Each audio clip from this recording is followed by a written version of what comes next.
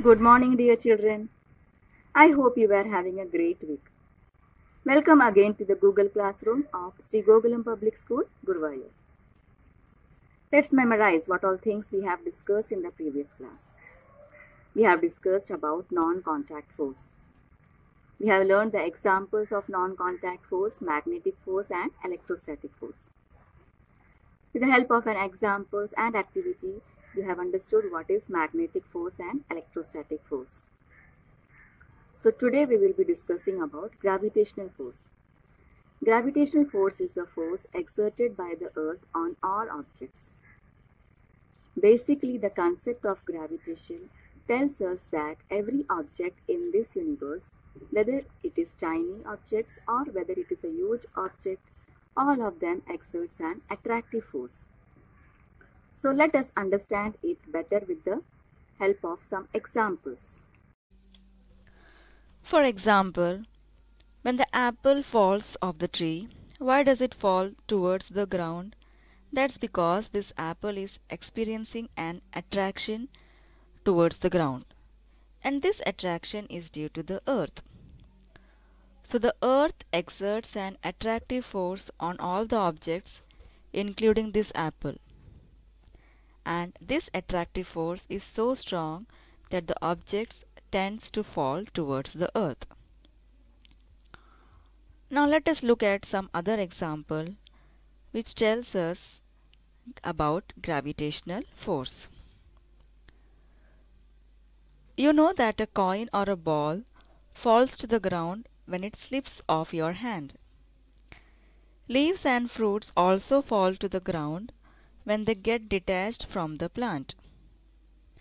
Have you ever wondered why it is so?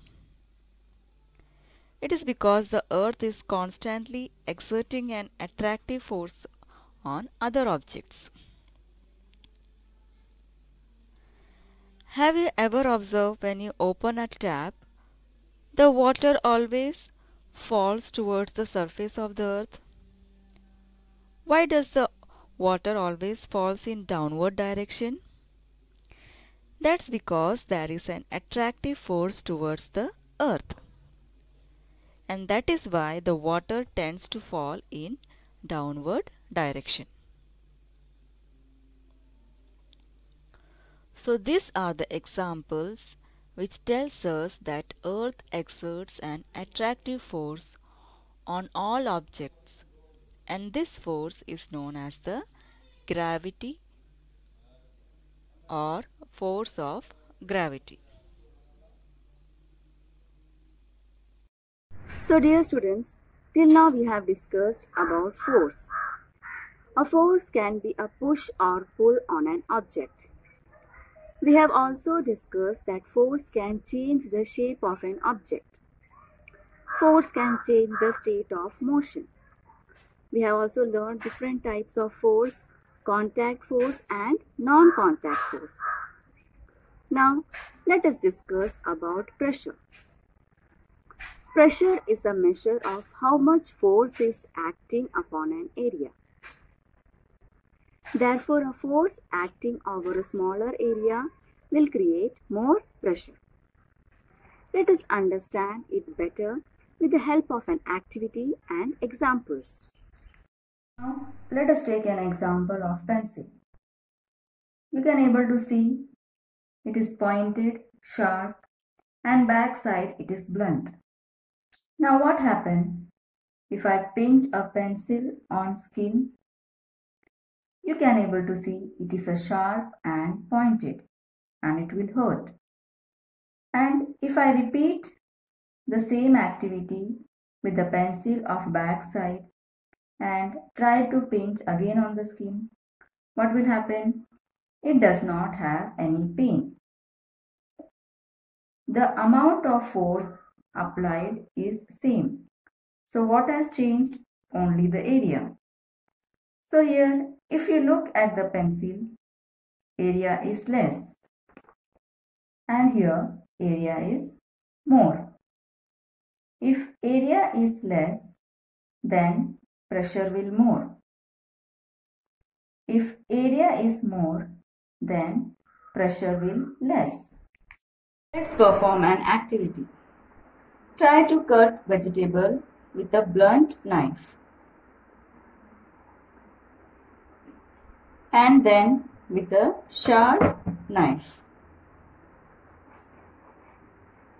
Which is easier? Obviously a sharp one. That's because a sharp knife will have lesser surface area. Therefore pressure will be more, and if pressure will be more, cutting the vegetables will become easier. So this is why we are talking about pressure. Because if we want to know the impact of force, we will have to talk about area. Because we need to know that the force was applied on how much area. So we understood that pressure is equal to force per unit area. Let us look at some examples. Now tell me why shoulder bags are provided with broad strap and not with thin strap. Because it has larger surface area than the thin strap, and hence the pressure exerted on the shoulder becomes less than the thin strap. So increasing the area decreases the pressure. Do you know why potters place a round piece of cloth on their heads? When they have to carry heavy loads. By doing this, they increase the area of contact of the load with their head. So, the pressure on their head is reduced and they find it easier to carry the load. So let me conclude today's session. Today what we have discussed about gravitational force. We have discussed about pressure with the help of an activity and example. We have learned about pressure. So dear students, I have attached the URL video and notes to the classroom. And there will be a test paper, as you know, related to the topic. So please attend the test paper and post it. See you in the next class. Till then, take care. Bye.